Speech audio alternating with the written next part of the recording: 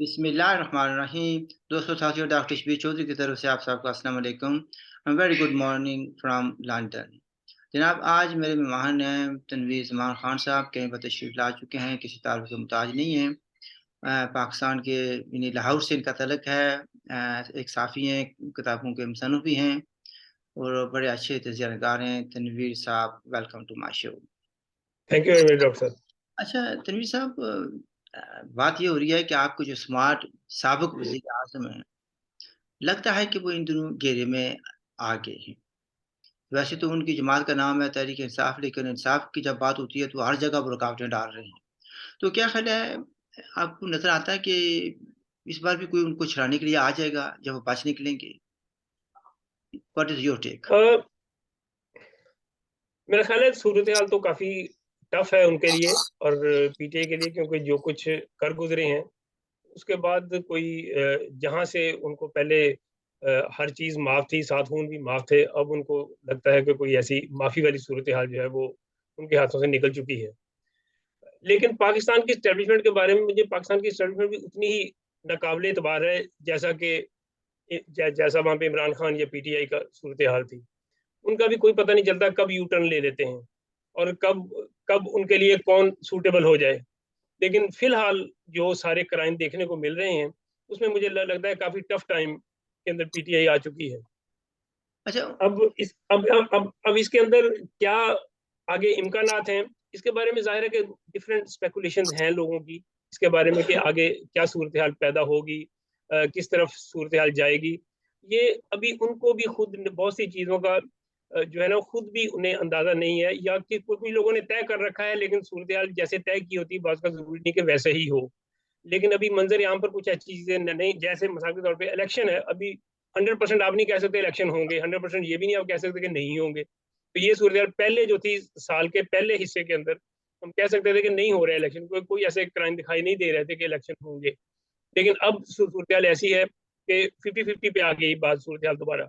क्योंकि इन्होंने जो एस्टेब्लिशमेंट ने मोहरे लगाए हैं, वो मोहरे सारे जो हैं वो अपनी-अपनी जगह पे अगर काम करें उनकी रिक्वायरमेंट के मुताबिक, तो इलेक्शन करवा देंगे, उनके मतलूबा रिजल्ट फिर आ जाएँगे, फिर वही छोटी-छोटी 20-20, 30-30 सीटें लेके कई सारे ग्रुप आ जाएँगे और उनको वो मिला के फिर एक हुकूमत बना देंगे। तो ये एक पता नहीं, अभी अभी सूरत-ए-हाल के बारे में अब आप कहें कि आप हतमी तौर पे इस वक़्त कुछ कहा जाए कि वो इससे निकल जाएँगे, ये उनके इख्तियार में नहीं है। मैं समझता हूँ ये इमरान खान के और पीटीआई के इख्तियार में नहीं है।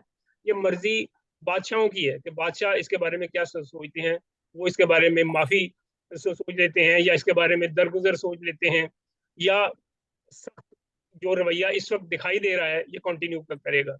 मुझे इसके बारे में थोड़े से डाउट्स हैं हर तरह से ही, क्योंकि हमारी एस्टेब्लिशमेंट भी उसी तरह की नाकाबिल एतबार सर, चीज़ जो है। आपने बात की है बादशाहों की, आया यानी यानी सबसे कहते हैं ना वो सलीम साहब भी कहते हैं कि क़यामत की निशानियों में से एक निशानी है अभी। अब ये भी आ रहा है कि इसमें इज़राइल भी जो है ना ह्यूमन राइट्स की बात कर रहा है, और वो इसलिए ऐसे कि इमरान खान पर बड़ी ज़्यादती हो रही है, नाइंसाफ़ी हो रही है। यानी इससे पहले पाकिस्तान में यानी इमरान से पहले किसी से के साथ इंसाफ यानी या नाइंसाफ़ी नहीं हुई थी और ह्यूमन राइट्स वायलेशन नहीं हो रही थी। उसको भी ये तकलीफ़ हो रही है। लोग फिर ये कह रहे हैं कि इंटरनेशनल जो एस्टेब्लिशमेंट है, वो फ़ैसला करेगी या पाकिस्तान की एस्टेब्लिशमेंट फ़ैसला करेगी? मेरे ख़्याल में सारा कुछ मिल-जुल के ही हो रहा है। इस वक़्त इसराइल का इमरान खान के लिए और ह्यूमन राइट्स के लिए आवाज़ उठाना और वो सारी चीज़ों का एक उधर एक तवज्जो करना, ये एक अनप्रेसिडेंटेड है पाकिस्तान के इंटरनल मामलात के हवाले से। It has never happened before. Never. और ये अगर सूरत-ए-हाल इस तरीके से अगर आई है, तो ज़ाहिर है कि इसके कुछ इसको भी देखना पड़ेगा कि ऐसा सूरत-ए-हाल क्यों हुई है कि इसराइल की एक जो एस्टेब्लिशमेंट के अंदर से ये आवाज़ आती है कि पाकिस्तान में हालात जो हैं वो इस तरह के हो रहे हैं, तो ज़ाहिर है कि इससे जो एक लॉबी जो बरतानिया के अंदर से इसराइल के अंदर भी इफ़ेक्टिव है, वो उनके इमरान खान के साथ रिलेशंस अच्छे हैं, हमेशा से ही ज़ाहिर है इनके इन-लॉज़ साबका इन-लॉज़ के अंदर से एक लॉबी जो निकलती है, वो सारी की सारी उसका इसराइल के साथ, वो तो उनके डोनर हैं बहुत बड़े। तो अगर उनके साथ इनके एक रिलेशन और उस हवाले से वहाँ से बात ये क्या करवाई जा रही है, तो ये मैं समझता हूँ बड़ी सिग्निफिकेंट है कि इसराइल का फ़ॉरेन ऑफ़िस जो है वहाँ से कोई ज़िम्मेदार आदमी जो है वो पाकिस्तान के दाखिली मामलात में इस तरह का दखल दे। नहीं, लेकिन तो देखिए इसमें बात तो ये नहीं इसमें है कि इज़राइल की पॉलिसी रही है कि वो सिर्फ़ ये नहीं कि पाकिस्तान के बारे में, वो वैसे भी ह्यूमन राइट्स पर किसी भी मुल्क के बारे में कुछ नहीं कहते, वो दखलंदाजी नहीं करते, इसलिए कि उनका अपना रिकॉर्ड भी कोई अच्छा नहीं है ना। तो इस वक्त कोई अच्छा नहीं है, नहीं उनका रिकॉर्ड तो रोजाना के हिसाब से खराब होता है, उनका बस रिकॉर्ड यही तो बात है ना। रोजाना के हिसाब से वो तो वायलेशंस कर रहे होते हैं, उनको हाँ, तो इसलिए फिर उनको तो ऐसे इस में बात का इल्म है। अभी मैं एक प्रोग्राम सुन रहा था पाकिस्तान का, वीलॉगर है, वो कह रहे हैं कि इमरान तो उनका अपना बच्चा है, यानी इसराइल का। वो कह रहे हैं कि ये भी है कि कहा जा रहा है कि आप इसको भेज दें, हम इसको पासपोर्ट दे देंगे एयरपोर्ट पर। अब इन्हें जी जी। बातचीत करने वाले तो बहुत बातें कर रहे हैं, लेकिन that is to me something something unusual. उससे नजर आता है कि how this is why they haven't been able to arrest Imran Khan, so there is so much pressure. जी हाँ, ये बात तो आपको पता है कि बड़े बुश ने एक दफा जब फॉरेन ऑफिस के अंदर, जब वहां पे इमरान खान, उस वक्त इमरान खान सिर्फ एक स्पोर्ट्समैन था और उन्होंने इसके ऊपर सिर्फ अभी जो है वो एक निगाह डाली हुई थी कि इसको उन्होंने लेके आना है या कुछ करना है, तो उस वक्त उसने पाकिस्तान के फॉरेन ऑफिसर को कहा था ये हमारा बच्चा है, इसका जरा ख्याल रखना आपने। ये उस वक्त की बात है 89 88 की। तो ये सूरत हाल जो है ये मतलब इस हवाले से बहुत सारे ऐसे निशानियां तो मिल रही होती हैं कि लिंक्स जो हैं वो वहां पे हैं। उसके बाद इनकी शादी वादी और उसके बाद फिर कई चीजें आगे डेवलप हुई, वो सारी की सारी जो है वो एक इंडिकेटर तो है कि यू लॉबी के साथ इनके लिंक्स तो एक हवाले से हैं। तो लेकिन है कि बात असल में लिंक्स की नहीं होती, बात होती है कि अगर आप उनको अपने मामलात और सियासी अफेयर्स के अंदर इंटरफियर करवा रहे हैं, वरना जानने वालों को तो सब लोग दुनिया एक दूसरे को फॉरेन रिलेशन में आप होते हैं तो वहां पे आज खास तौर पे जब आप वजीर आजम रहे हैं, आपके कई जगह पर रिलेशन होंगे। असल चीज होती है कि आप अपने नेशनल इंटरेस्ट और अवामी इंटरेस्ट के अंदर कोई चीज खामी तो नहीं हो रही, वहां तो कोई आप डबल गेम नहीं कर रहे। ये एक अपने तौर पे मैं समझता हूँ खतरनाक बात होती है। और उस हवाले से ये बात अगर फॉरेन ऑफिस से आई है तो ये इसी एंगल से देखी जाएगी कि यहाँ पे कोई आया, कोई इस किस्म की कोई अंदर इमरान खान के साथ कोई डबल गेम का कोई इससे कोई है सिलसिला, ये वहां पे भी जब एक तरह से जवाबदेह हैं, या उनको इन्होंने अपनी कारकर्दगी कुछ करके दिखाना है। तो ये सारे सवालात हैं जो इस सारी इसराइल के उस बयान के बाद खड़े होते हैं। अच्छा, फिर ये भी है ना कि आप मुझे बताइए, या कम से कम अपना तज़किया दे सकते हैं। कुछ लोग कहते हैं कि इमरान खान के नसीब में जेल है और रुसवाई है। कुछ कहते हैं कि जलावतनी है। कुछ तो ये भी कहते हैं कि उसको भट्टू की तरह, ठीक है, ख़त्म कर दिया जाएगा। वह उसमें इस चीज़ के मैं हक़ में नहीं हूँ। मैं इस ना जलावतनी के हक़ में हूँ। मेरे अपनी ज़ाती राय है कि अगर जुर्म किए हैं और सबूत है तो उसको सज़ा मिलनी चाहिए, ताकि दूसरों के लिए सबक हो। तो आपके नज़दीक क्या है भई, जलावतनी होगी या कुछ सज़ा मिलेगी? देखिए जी, जो भी होगा, जलावतनी भी हो सकती है लेकिन वो उसके इम्कानात कम है। मेरा ख्याल है कि डिस्क्वालिफिकेशन है जो एक मुझे काफ़ी सर्टेन चीज़ दिखाई देती है, वो डिस्क्वालिफिकेशन है। बाकी चीज़ों के ना मैं हक में हूँ, ना मैं पीटीआई के बैन करने के हक में हूँ, ना मैं कोई ऐसी कैपिटल पनिशमेंट के हक में हूँ। ये कौन देगा ये? अगर ये सारी चीज़ें फ़ौज के हक में होनी है इस वजह से कि उसने उन रियासती इंटरेस्ट की खिलाफवर्जी की है, तो रियासती इंटरेस्ट की खिलाफवर्जी तो सबसे ज़्यादा खुद कर रहे हैं जो उसको अकाउंटेबल बना रहे हैं, और मुसलसल कर रहे हैं और हर मैदान में कर रहे हैं। इसलिए उनसे इस अकाउंटेबिलिटी का, इस सारे सिलसिले का एक अपनी एक ठंडक दिल की डालने के लिए कि जी कलेजे ठंड पै जाए, ये बात ऐसी नहीं है। मैं समझता हूँ कि इस ठंडक को उनके हाथों से डलवाना जो है, जो खुद बज़ाते खुद बहुत सारी वायलेशंस के रिस्पॉन्सिबल हैं, और वो भी एक मतलब रोज़ाना की बुनियाद पे सियासी मामलात के अंदर उनकी, अब तो उनकी मुआशी मामलात में भी दखल अंदाजी को उन्होंने टांग रख दी है खुल के, कि वो इधर के मामला भी, जैसे वो काश्तकारों की ज़मीनें शमीनें और ये वो एग्रीकल्चर जो एक इनकलाब लेके आना है, जो एक ग्रीन पाकिस्तान इनिशिएटिव लिया है। तो साहब ये सारी बातें भी उनके इंटरेस्ट इतने ज़्यादा हैं कि इसलिए उनसे ये इंसाफ करवाना कि वो इमरान खान का इंसाफ करें, मैं समझता हूँ ये अपने तौर पे दुरुस्त बात नहीं है। तमीर साहब, ये मुल्क उनके लिए बना था, उनका मुल्क है, तो वो जो चाहें करें। जंगल के बादशाह अंडा दे, ये बच्चा दे, आप क्या कर सकते हैं, मैं क्या कर सकता हूँ? मुझे ये बताइए कि इमरान खान ने बड़ी इंटरेस्टिंग बात पिछले दिनों कही थी कि ये वादा माफ़ गवाह तो उसके बहुत से हैं उसके खिलाफ, लेकिन ये भी वादा माफ़ गवाह बनने के लिए तैयार हो गए थे, तो ये किसके खिलाफ बनने के लिए तैयार थे? कौन जी? इमरान खान साहब। उन्होंने ये देखिए कहा था। इनका, हाँ, हाँ। मुझे मुझे उस इमरान खान की उस अप्रूवर बनने के बारे में तो मुझे नहीं इल्म कि वो कौन सी चीज़ का कर रहे थे, लेकिन मुझे ये उसने पता है तो कि कहा इनके खिलाफ इस वक्त कई वादा माफ तैयार हुए हैं। तो इनका केस जो है उसके लिए ज़ाहिर है कि कई एविडेंस भी होंगे, लेकिन वादा माफ जब कोई 2 3 4 हो जाते हैं तो केस जो है वो बड़ा स्ट्रांग हो जाता है। क्योंकि मैं खुद एक मुकदमे में रहा हूँ तो मेरे भी 2 वादा माफ थे मेरे केस के अंदर भी। हुँ। तो उन्होंने बाद में अदालत में जाके रिजाइल कर दिया था, दे बैक्ड आउट फ्रॉम दैट, और उसके बाद वो जाहिर है कि केस सारा के सारा जो है ना वो खराब हो गया। तो वादा माफ जब बना लेते हैं तो उस सूरत में उनके ऊपर इंहिसार फिर बहुत ज्यादा हो जाता है। तो ये जिन लोगों को वादा माफ बनाएंगे, हो सकता है अल्टीमेटली जो सबसे बड़ी जो एक चीज आने वाली है जिसके बारे में कहा जा रहा है, जिसका इम्कान हो सकता है, वो है कि इनकी जौजा साहिबा जो है वो इनकी वादा माफ बन जाएं। तो ये एक बुशरा पिंकी जो है, अगर वो इनकी वादा माफ बन जाती हैं, हमरा दूसरे लोगों के भी जिनके बारे में जिनका जिक्र मीडिया में कई जगह पे हो रहा है, कि जैसे वो आजम खान है या मलिक रियाज है, या और छोटे लेवल पे भी, या ये अपने के जो थे, खटक साहब। अ, हाँ जी, खट्टक साहब हैं, तो ये सारे इनको इनके अप्रूवर के तौर पे नाम लिए जा रहे हैं कि इनको इनमें से दो तीन को मना भी लिया गया है और इनको तैयार भी कर लिया गया है। तो ये एक केस को स्ट्रांग बनाने के लिए इस तरह की मीडिया के अंदर अब जाहिर है जब तक एक चीज हो नहीं जाती हम उसको कहेंगे जी ये अफवाहें मैदान में मौजूद हैं। तो ये सारी चीजें एक केस को स्ट्रांग बना रही हैं। तो इमरान खान का उस हवाले से मैं समझता हूँ कि फ्यूचर जो है वो बहरहाल वो पाकिस्तान की सियासत में फिलहाल तो अगले चंद साल कहा जा सकता है कि उनका कोई किरदार नहीं होगा। आहिस्ता आहिस्ता उनको पर्दे से हटा दिया जाएगा। उनका राब्ता अगर उनको डिस्क्वालीफाई किया, साथ में प्रिजन भी आ जाती है, उनके राब्ते बाहर तोड़ देंगे और राब्ते तोड़ के उसके बाद अपनी मर्जी की गेम जो है वो सारी बना के आपको ये देखेंगे। तोशा खाना केस के सिलसिले में उसको मंडे बुलाया जा रहा है, तो उसका तो उनकी तो एक है ना तारीख ये बताती है कि वो जाते नहीं है। तो हाँ जी, जी हाँ, क्या है जी हाँ, वो वो तो जाहिर है कि चीजों को परवाह नहीं कर रहे हैं या वो नहीं जा रहे हैं। उनका ख्याल है कि आंखें बंद करने से शायद ऐसा जो है वो दुश्मन भाग जाएगा। तो ये बात ऐसे नहीं होगी। तोशा खाना केस एक है। इसके अलावा मैं समझता हूँ अब ये 9 मई जो है उनके लिए एक बड़ा जो स्ट्रॉन्ग केस बना है, जहां से वो रहम करते करते भी 10 साल की सजा हो जाती है। पूरा रहम भी खाएं तो 10 साल की सजा हो जाती है वहाँ। वो बड़ा केस है। वो असल में अल्कायदा। तो काम उधर ही हो रहा है, असल काम तो उधर ही हो रहा है। अरे वो तो आज वैसे आपको शायद पता होगा भी आज एक वो कहते हैं लफ्ज उन्होंने यूज किया कि एक यूथी को सजा दे दी है जो फौजी अदालतें हैं।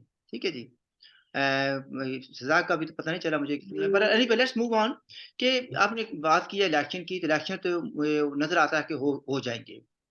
और उस सिलसिले में जो केयर टेकर गवर्नमेंट आ रही है उसके बारे में भी बहुत से नाम आ रहे हैं। और मेरे लिए इंटरेस्टिंग बात ये थी कि हफीज शेख साहब का भी नाम लिया जा रहा है।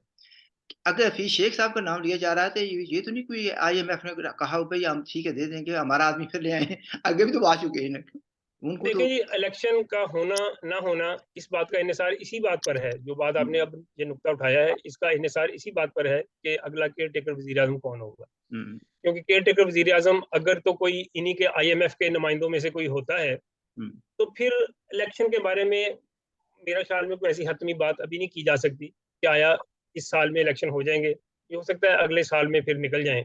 लेकिन अगर कोई सिविलियन कोई जिनके बहुत सारे लोगों के नाम आ रहे हैं, अगर कोई उनमें से कोई आता है, फिर इसका मतलब है कि इलेक्शन हो रहे हैं। ये भी एक इंडिकेटर है एक तरह से, कि जिसमें कि आप कह सकते हैं कि इलेक्शन जो है वो इस केयर टेकर वजीर आजम और इस सारी जो एक केयर टेकर हुकूमत बनाई जाएगी उसकी फॉर्मेशन के ऊपर ये काफ़ी चीज़ रिफ्लेक्ट हो जाएगी फ़ौरन। ये अभी एक 3-4 हफ्ते रह गए हैं, अब उसमें ये चीज़ रिफ्लेक्ट हो जाएगी कि आया इस साल इलेक्शन हो रहे हैं या नहीं हो रहे। अच्छा तो मतलब ये एक तो सूरत ये हाल नाम लिया ऐसी जा है। रहा है, देखो और नाम तो बहुत है, 8-10 नाम है।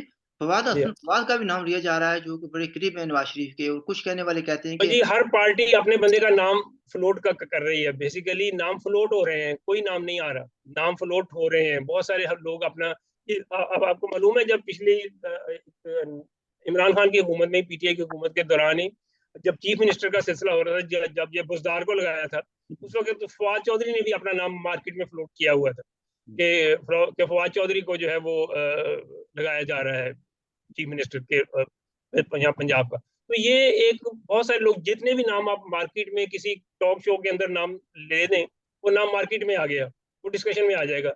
आप सेठी का नाम ले लें, आप कई और लोगों के नाम ले लें, वो मार्केट में आ जाते हैं वो नाम। एस्टेब्लिशमेंट ने क्या तय कर रखा है इस बारे में असल बात मैं नहीं समझता कि अभी तक मार्केट में उस तरीके से आई है। क्योंकि अभी जो IMF के, क्योंकि IMF भी सबको मिल के गए हैं, उन्होंने भी कुछ चीजें तय की हैं इस हवाले से कि कौन केयर टेकर वजीर आजम बनाया जाए, नंबर एक। नंबर दो, आगे जो सारा सिलसिला हो रहा है उसके अंदर खासतौर पे ये जो लैंड रिफॉर्म्स वगैरह का सिलसिला चल रहा है, इसके बारे में भी कंसर्न्स बहुत सारे हैं इस वक्त जो डिबेट में आए हुए हैं। और लैंड रिफॉर्म्स, ये जो सारा ग्रीन इनिशिएटिव का सारी बात हो रही है। तो ये बहुत इंपॉर्टेंट डिसीजन है जो फौज का इस वक्त होगा, और सिविलियन हुकूमत के साथ मिलके इसके पाकिस्तान की इकोनॉमी पर और पाकिस्तान के आइंदा की सारी सोसाइटी के ऊपर इसके बड़े दूररस और गहरे असरात मुरतब होंगे। ये एक सेंसिटिव और बड़ा इशू है। ये तमाम मामला जो हैं वो, और चाइना भी उसके अंदर जो है एक बड़ा फ्रीक है। मिडिल ईस्ट के लोग भी हैं, सऊदी अरब भी है, उसके अंदर कतर भी है, और लेकिन लेकिन है कि चाइना इसके अंदर एक बड़ा प्लेयर है इस वक्त इस खित्ते में, और चाइना अपने इंटरेस्ट को किसी तरह से भी शेक नहीं होने देना चाह रहा। और इसीलिए कि वो चाइना का भी जो एक, अब देखें ना, वो थोड़ा सा पहले पाकिस्तान के कुछ सहाफ़ियों को चाइना लेके गए थे, चाइना वाले। उन्होंने वहां जाके उनको गोबी डेजर्ट दिखाया था कि जी ये गोबी डेजर्ट की हवाएं जब चलती थी तो वो पीकिंग और दूसरे शहर के इलाकों के अंदर जो डस्ट वस्ट लेके आती थी। ये वाकया काफी मीडिया में मेंशन हुआ है। और वो उन्होंने कहा जी हमने इसको कंट्रोल किया है, अभी हमने 1/3 ऑफ गोबी डेजर्ट जो है उसको हमने काश्तकारी के काबिल बना लिया है। ये उन्होंने मीडिया के लोगों को इस तरीके से दिखाया था, और मीडिया के लोग जो हैं वो उस हवाले से उन्होंने जिक्र इसका किया कि जी हमें, ताकि वो जाके प्रोपोगेट करें इस बात को। अब चाइना वाले जो हैं वो इस बात को मीडिया के अंदर उछालना चाह रहे हैं, लेकिन उन्होंने पाकिस्तान का कोई एग्रीकल्चरिस्ट को लेके नहीं गए कि जी ये इस तरीके से किया जाए, या उन्होंने इस तरीके का कोई एग्रीकल्चरिस्ट को वहां पे ट्रेनिंग करवाएं कि जी हमने देखिए हमने अपना डेजर्ट ठीक किया है, आप भी अपनी बेआबाद जमीनों को ठीक करें। ये वहां पे नहीं हुआ है सर। तो ये जो चाइना के भी इस हवाले से आप देखें कि उनके जो इंटरेस्ट हैं वो, उनकी एक सेंसिटिविटी और सिग्निफिकेंस जो है वो बहुत ज्यादा है। और अगला जो वजीर आजम ये कोई केयर टेकर नामजद होगा, उसका इन तमाम जो पाकिस्तान के दाखिली इंटरेस्ट हैं और फिर रीजन के जो इंटरेस्ट हैं, यहाँ पे अफगानिस्तान है, इंडिया है, ईरान है, इनके साथ जो इंटरेस्ट है, ये सारी चीजें देख के मद्देनजर रख के किसी एक केयर टेकर हुकूमत बनाई जाएगी। और अगर वो हुकूमत सारी एक IMF के हवाले से बनाई गई तो फिर अभी इलेक्शन इस साल में नहीं हो रहे, मेरा अपना ख्याल। अरे देखिए ना, आपने बात बड़े अच्छे तरीके से बात को बयान किया। देखिए पाकिस्तान शायद बदनसीब मुल्क है कि कहने को ज़्यादा है, लेकिन फैसले बाहर होते हैं, ठीक है? और दूसरे मुल्क जो है ना अपने-अपने हिसाब से अपने-अपने मफादात के तहत पाकिस्तान को यूज़ करते हैं और होता रहा है पाकिस्तान यूज़। बेशक कह रहे हैं जी हम बड़े ज़ात हैं, बड़े खुददार हैं, लेकिन फैसले कोई और करता है। मसलन अभी आपने बात की है China, China is a big player not only in south Asia या एशिया में, इन ऑन वर्ल्ड स्केल पर भी है। ठीक है जी? जी जी, ग्लोबल प्लेयर है वो, इस वक्त ग्लोबल प्लेयर अच्छा, है। और मतलब अगर हफीज शेख साहब को लाते हैं तो वो तो शायद चाइना के टेको तो वो तो शायद चाइना के इंटरेस्ट में ना हो। देखिए, वही मैं कह रहा हूँ, अगर IMF आती है, अगर IMF का कोई सजेस्टेड आदमी आता है और वो केयर टेकर वजीर आजम बनाया जाता है, तो वो तो यकीनन अमरीकी मफादात के लिए बनाया जाएगा। वही बात है। ये अब लॉबीज की लड़ाई, ये अब लॉबीज की आपस की जंग है कि लॉबीज किस तरीके से करेंगे। देखिए, चाइना जो है वो फौजियों को कह रहे हैं कि ज़्यादा यार बेहतर छोड़ो ये। ज़्यादा बेहतर ये नहीं रहेगा कि इंटरनेशनल एस्टेब्लिशमेंट की जंग है और जो चाहे पीसेस हैं जो अल्टीमेटली ये रीजनल रीजनल जो इंटरेस्ट है वो इंटरनेशनल बुर्जुआजी के हैं। ये उन्हीं के जो इंटरनेशनल एस्टेब्लिशमेंट है, ये उन्हीं के इंटरेस्ट के हवाले से चीजें प्लान हो रही हैं यहाँ पे, हो रही बिल्कुल हैं, उसी बस यही तरह से हो बात रही है। हैं, एग्जैक्टली उसी तरह से हो रही हैं। अब उसके अंदर जो ये चीजें यहाँ पे नामजद, अगर ये सारा सिलसिला बनाएंगे तो जाहिर है कि इसके अंदर इनके अपने जो रीजन के अंदर इंटरेस्ट है, अफगानिस्तान के हवाले से खास तौर पे बहुत ज्यादा इंटरेस्ट है, क्योंकि अफगानिस्तान से एक जो कोई रिटेलिएशन का इम्कान है तो वो वहीं से है इस वक्त इनको। और अब वहाँ पे अमेरिका ने ऑलरेडी 30-35 साल भुगता भी है, और अब वो सारी एक ऐसी फोर्स है जो कि सोच सकती है इस वक्त, अगर पाकिस्तान में के अंदर इंस्टेबिलिटी हो जाती है ज्यादा, वो इससे फायदा उठा सकते हैं। और इमरान खान का तो उनकी तरफ वैसे भी टिल्ट बहुत है। इमरान खान का TTP और इन सारे तालिबान की तरफ उसका एक बड़ा सॉफ्ट कॉर्नर हमेशा से है और आज तक है।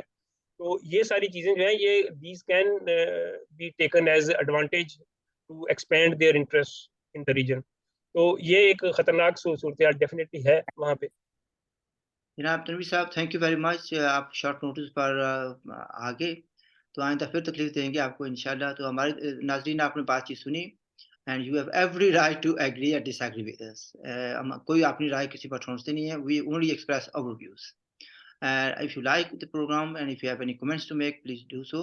And if you have not subscribed the channel, please subscribe it. And हमारी तरफ से खुदा हाफिज़, and look after yourself. Thank you very much.